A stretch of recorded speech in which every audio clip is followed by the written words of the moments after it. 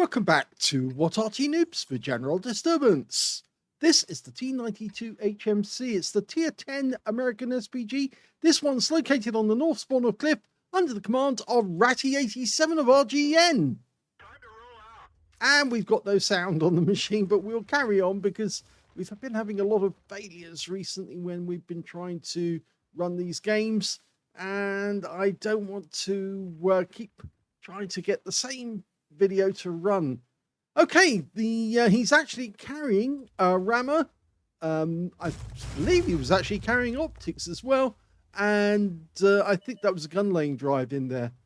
Okay, he's positioned himself nicely. One mark of excellence showing on the barrel, and the first target that turns up is a leopard and a Tessac, and they're sitting on the donut. Round out. And that's a kill with his first shot. 570 hit points, wiped out the leopard. He must have taken some damage beforehand, but that shot must have gone right through him for penetrating. It looks like he also damaged a Tessac as well. And he did get some stun assists.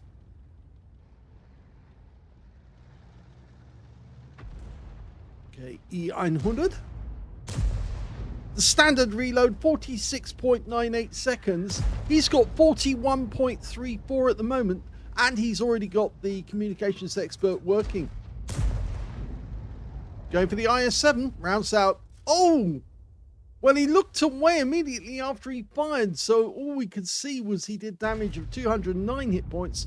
We don't know precisely where the shell landed. In fact, he's looking at the back of the map because I think he thinks there's an enemy Arty in there. The GWE900 happens to be the only Arty on the enemy team.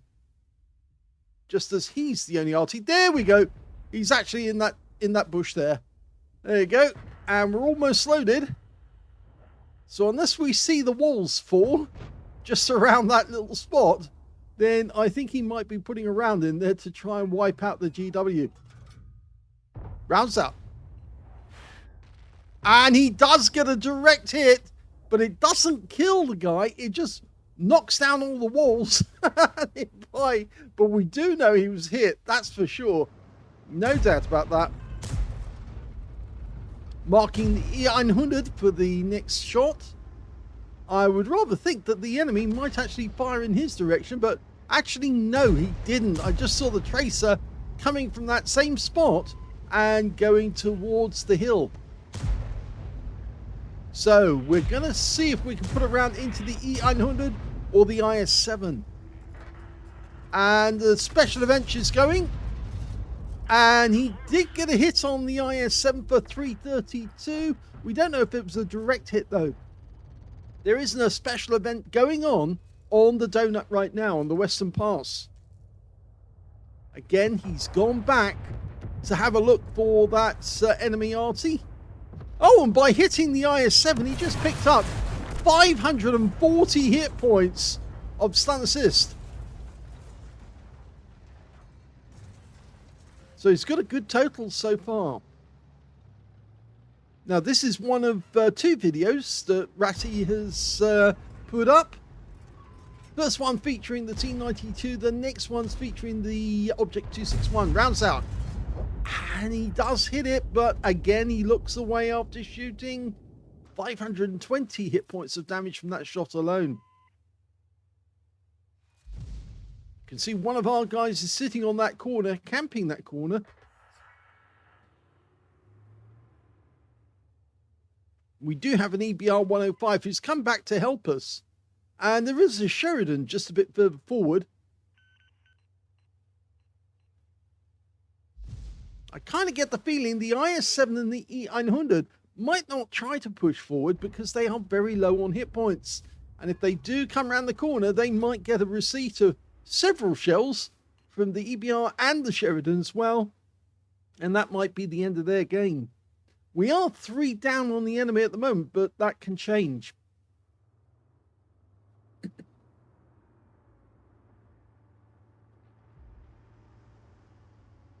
There's the IS-7 hiding around the corner. Oh, and the enemy EBR has suddenly come into view. And he stopped at the wall. And that should be a perfect shot. Oh, it went past him. Well, the shell went past him, but it did stun the EBR. It slowed him down enough that he took severe damage. And there he is. And he has been wiped out. The Super Conqueror got him in the end. And the Super Conqueror is right up the middle of the map, looking down on that area. We did lose the Sheridan, though. That's a major problem. So we're one less on our defenders. So now we're 3 down on the enemy.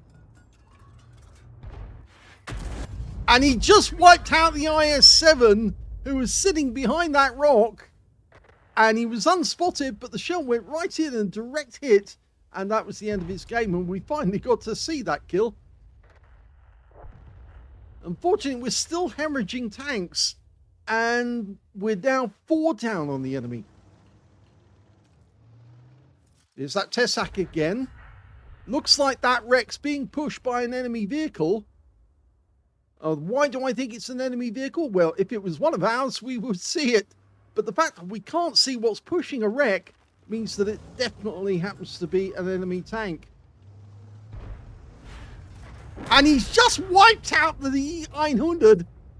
Yep, he was pushing that wreck and he's just been killed for it because he was giving the wreck some motion. Yeah, you should never do that. I've actually killed enemy tanks myself by doing that. You see a wreck moving, you think, okay, well, wrecks don't move on their own, so we have to give some a little assistance to whatever happens to be behind the wreck.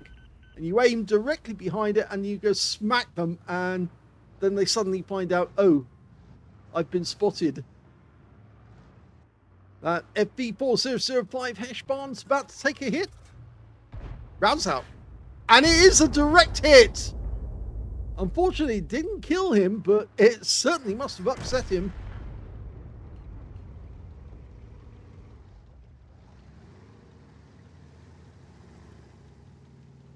Oh my God, look at that hole in the turret.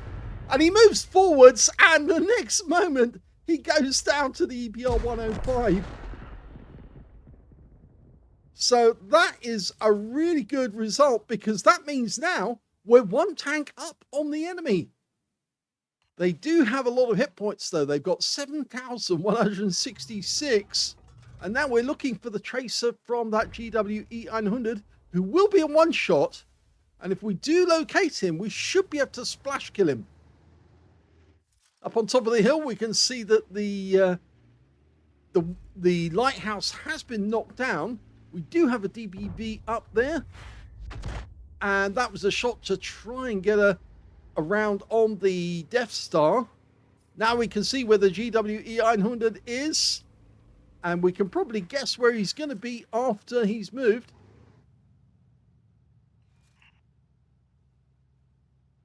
Now, to get the shell to land, I think you have to aim a little further away from the rock. Otherwise, the shell could hit the rock instead. But there it is. There's the target. And he has been marked. So, if he moves away from the rock, it just makes it much easier to kill him. And he's moving backwards and forwards. In fact, now he's gone down. And now the enemy are hemorrhaging tanks. They've only got 2 left. One of them is up there, the DBV 152, who was at full health, and he's not anymore. And the enemy have now only got just under 2,000 hit points, but that DBV, he's gone. We didn't get the kill. The Super Conqueror got the kill, but now there's only 1 enemy left, and there he is down below, the AMX-50B, and he's taken out a moment later by the DBV 152.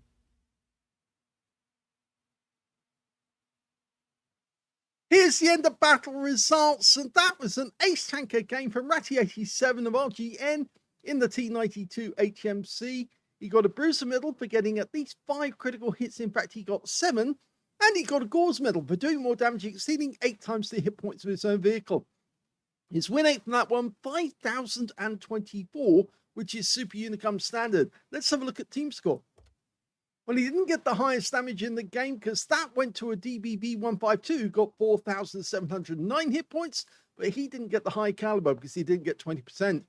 Second highest damage turned out to be a DBB152 on the enemy team with 4,288, and the third highest was an Object 780 with 4,214. We can see that Rhatty managed to get 3,958 hit points of damage, and that actually put him in 4th place.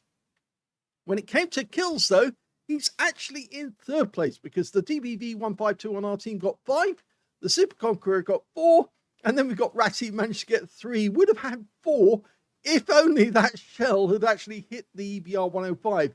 A 24-centimeter shell hitting a tiny little EBR like that, it would have devastated it, and that would have been the end of that guy's game. When it came to base XP, he's in 2nd place. The DBB152 managed 1,047, and we can see Rhatty only got 999. Yes, he was one short of getting the 1,000, with the Object 780 getting 860. He fired 11 rounds. 7 of those were direct hits. 1 was a penetrating shot, and I hasten to add that it might actually be that the penetrating shot was in fact the Leopard right at the start of the game, but no, it wasn't. So was it the Heshbon?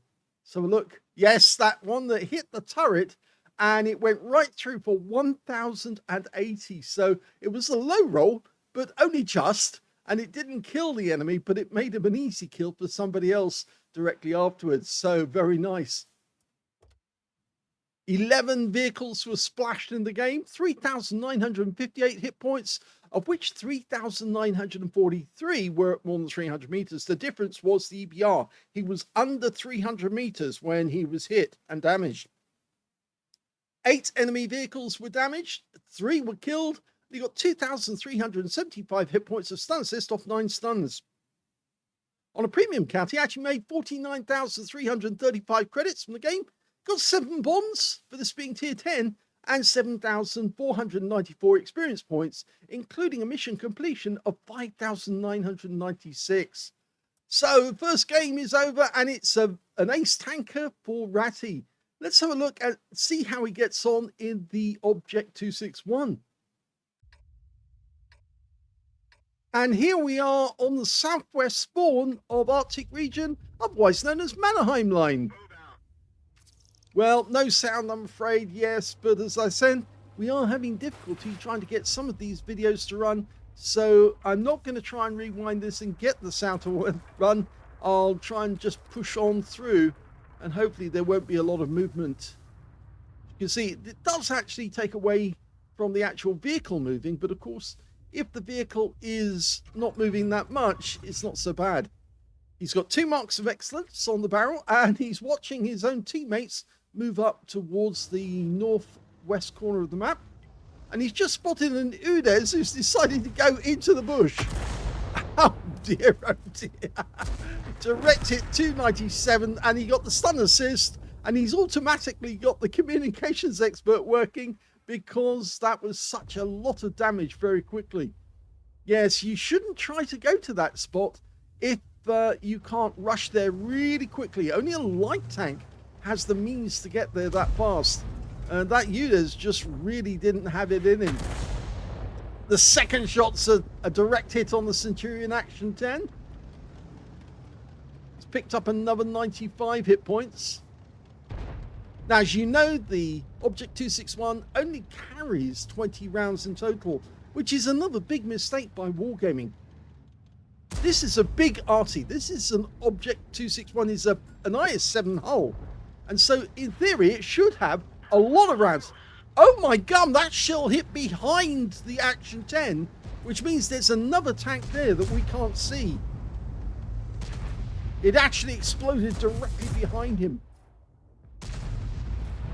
Yes, there's a number of Arty that should get more shells. One of those is the T92 HMC, the other one's the Object 261. And in fact, they should both get 30 rounds in total. And look at that, it's a penetrating round on the Gorilla 15 for 801, that's a high roll.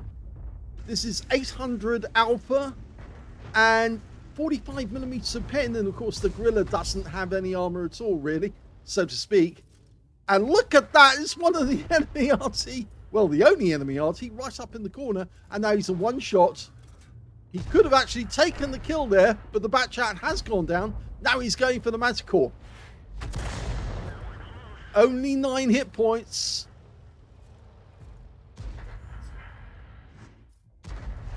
Well, this is a really good fight, actually, because the enemy is pushing on all fronts, but they're actually being shoved back. Standard reload for this Arty is 30.68. He's got 25.87, and that's after communications experts working. Selecting his target, round out. Oh my god, he fired at the Leopard, who got the Centurion Action 10.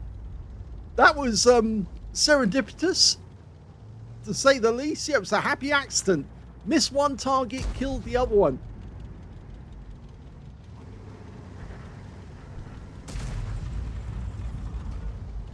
Yes, these enemy tanks are going to go down. There's not many left.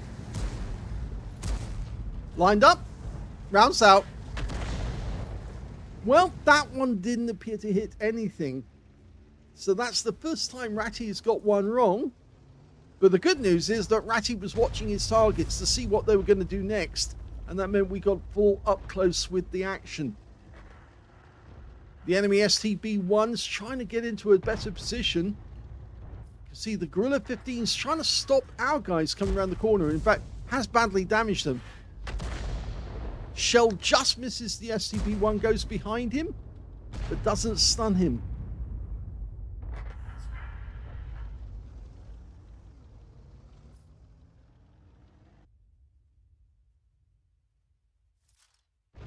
Okay, the good news is we've got a Heshpan just the other side of the valley, and he's up on the duck. Whereas this STB-1 is up on the mouse, so he's decided he's going to go after that Manticore again, I think, or is he going to retreat? No, he wants that Manticore. Rounds up. It's a long flight time for the shell, traveling virtually over the entire map. I don't know if you've ever sat and watched those shells as they fly over, and you think to yourself, well, that's taking about 3 or 4 seconds for the shell to reach over the other side of the map. You can see actually at the moment, using Damocles, the rescue, we can see it's 2.7 seconds for the shell to reach that far. STB-1's still there, still got full health. Not anymore. He has had a chunk of it taken away. The gorilla is a nice target to hit. It has no armor really, so to speak. It's just a panther hull with a huge gun mounted on top. And that means the crew are working outside the vehicle in the open. Rounds out. This looks good. 283. The shell landed slightly to the right. He was lined up on the target. RNG said, no, I'm not going to let you have that one. Oh, the STB's on fire. That's good news. It means that if he did have a fire extinguisher, it's not working now, and the next shot could take him out. But we're going to try and go for the IS-7. Rounds out. Direct hit. 176. Hit the front of the vehicle. You can see the mark is on the pike nose.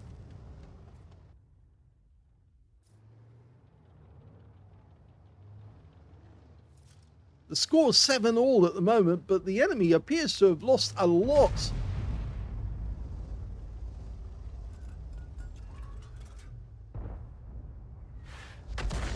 Just past his turret again. He did get some stun out of it, though.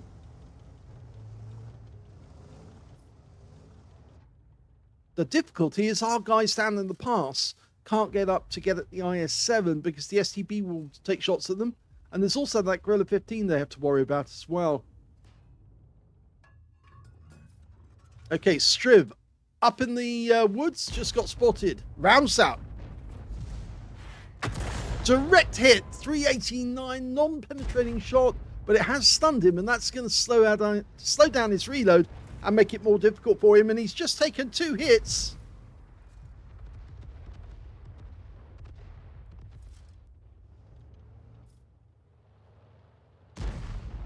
Now, I think that Manticore is now one shot if we can get a shot close enough.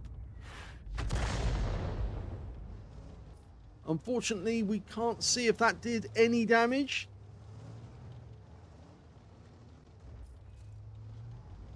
This STB1 driver does know his where to go, though. And yes, we did hit the Manticore. Rhatty hit him for quite a bit because he's down to 28 hit points now. So I think he did get one in there. This could kill. And it didn't, unfortunately. I'm kind of hoping that the Heshbarn on our team actually does get a shot across the valley to take out that STB1. He's dicing with death by going where he is.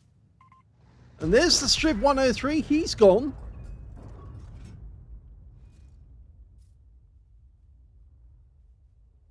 So it's still 8 all. We can't see the IS-7. We definitely can see the STB1. And Can Opener wants damage on that STB1. We've got the Death Star now. Let's see what we can do with him. Rounds out. And that's useful. 299. It takes him down to 857. That's still a 2-shot, though, at least. And oh my god, the Manticore's only got 3 hit points of health left. And he needs to run away, but he can't. He's like he's welded to that set of bushes there. And if he goes close again, he probably will die. And he does. That's a useful kill because now our team can move up. Rhatty on 2 kills. 2 other players on the team got 2 kills apiece as well. And the STB1, he just took another hit. And now he's definitely a 1-shot. Rounds out. Yes! Excellent! He actually got the rear of the turret on that one. Right into the rear of the turret. Definitely a 1-shot. Somebody hit him, and I think it might have been the Can Opener. Took a chunk of his hit points away, and then Rhatty just had the option of steadying his hand. Got it nice and tight, and then fired and got the back of his turret. Rounds out in the IS-7. Another useful shot, 134.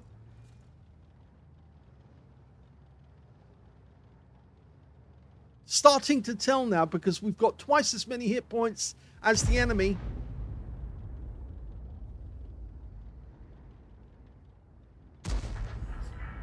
You can see Rhatty is practicing a lot. He has decided to come closer to the enemy, which is the smart move. So we're not going to hear the engine noises. You can also see that he's actually got 2 marks of excellence on the barrel of that 18cm main gun.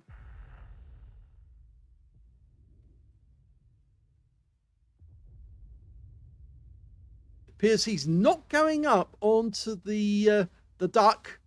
It's that area of ground which is raised. It does look like the shape of a duck, as the other one looks more like a cat or a mouse.